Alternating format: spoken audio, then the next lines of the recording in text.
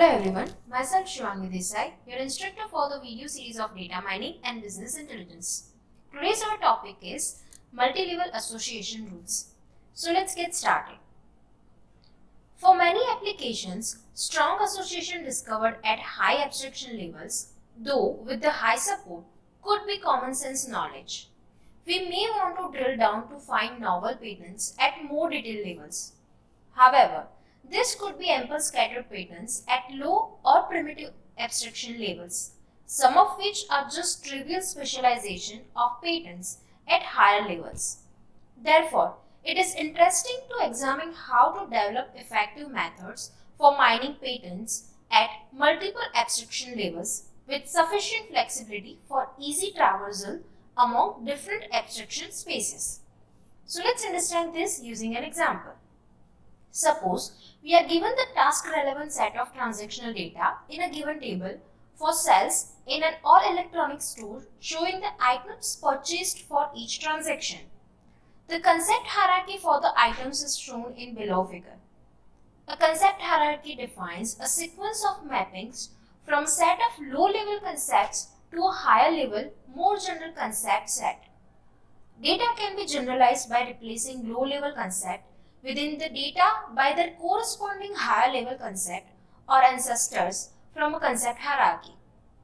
In figure, concept hierarchy has 5 levels respectively referred to as level 0 through level 4, starting with level 0 at the root node for all, which is the most general abstraction level. Here, level 1 includes computer, software, printer, cameras, and computer accessories. Level 2 includes laptop computer, desktop computer, office software, antivirus software, and etc. And level 3 includes Dell desktop computer, Microsoft Office software, etc.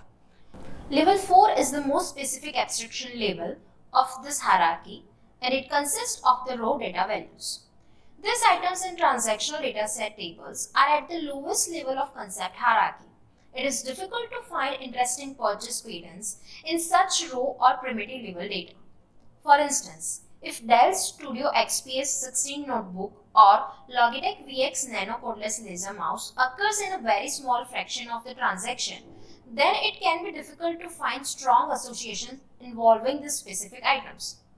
Few people may buy these items together, making it unlikely that the item set will satisfy minimum support.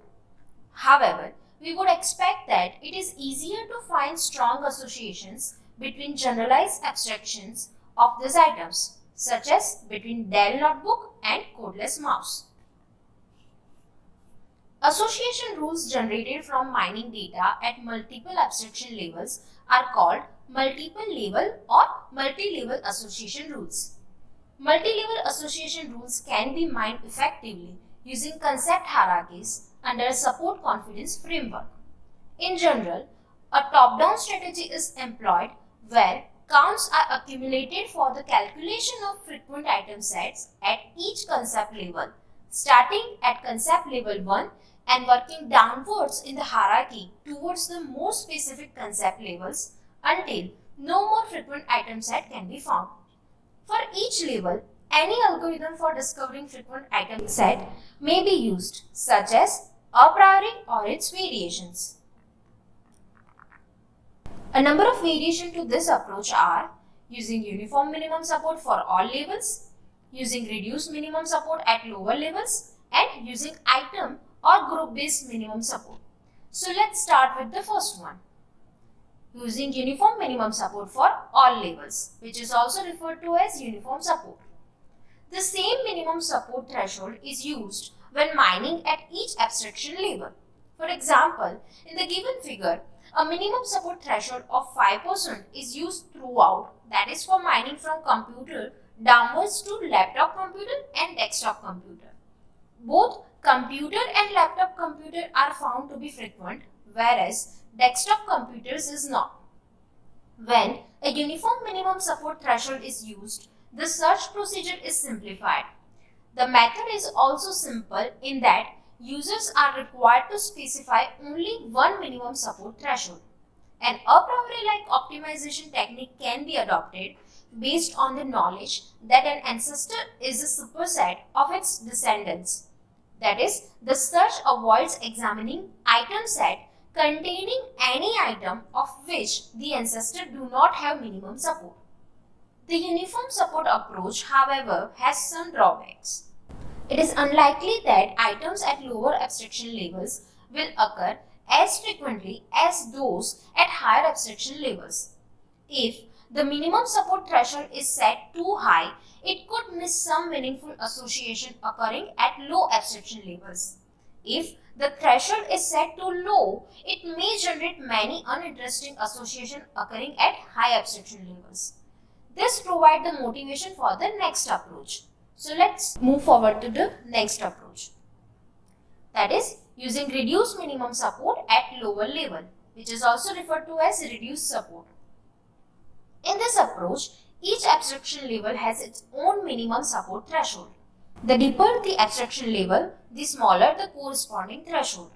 For example, in given figure, the minimum support threshold for levels 1 and 2 are 5% and 3% respectively. In this way, computer, laptop computer and desktop computer are all considered frequent, unlike the scenario in the previous method. Now let's move forward to the next method. Using item or group-based minimum support, which is also referred to as group-based support. Because users or experts often have insight as to which groups are more important than others, it is sometimes more desirable to set up user-specific items or group-based minimal support threshold when mining multi-level rules. For example, a user could set up the minimum support threshold based on product price or on items of interest, such as by setting particularly low support threshold for camera with price over $1,000 or tablet PC, to pay particular attention to the association patterns containing items in these categories. For mining patterns with mixed items from group with different support threshold, usually the lowest support threshold among all the participating group is taken as the support threshold in mining. This will avoid filtering out valuable patterns containing items from group with the lowest support threshold. In the meantime, the minimal support threshold for each individual group should be kept to avoid generating uninteresting item set from each group. Other interestingness measure can be used after the item set mining to extract truly interesting rules. A serious side effect of mining multi-level association rules is its generation of many redundant rules across multiple abstraction levels due to the ancestor relationship among items. For example, consider the following rules where laptop computer is an ancestor of Dell laptop computer based on the concept hierarchy, and where X is a variable representing customers who purchased items in all electronics transaction. If rule 1 and 2 are both mined, then how useful is rule 2? Does it really provide any novel information? If the later, less general rule does not provide any new information, then it should be removed. Let's look at how this may be determined. A rule R1 is an ancestor of a rule R2. If R1 can be obtained by replacing the item in R2 by their ancestor in the concept hierarchy. For example, rule 1 is an ancestor of rule 2 because laptop computer is an ancestor of Dell laptop computer. Based on this definition, a rule can be considered redundant if its support and confidence are close to their expected values based on an ancestor of the rule. Such rules are removed. That's it for this lecture. Thank you.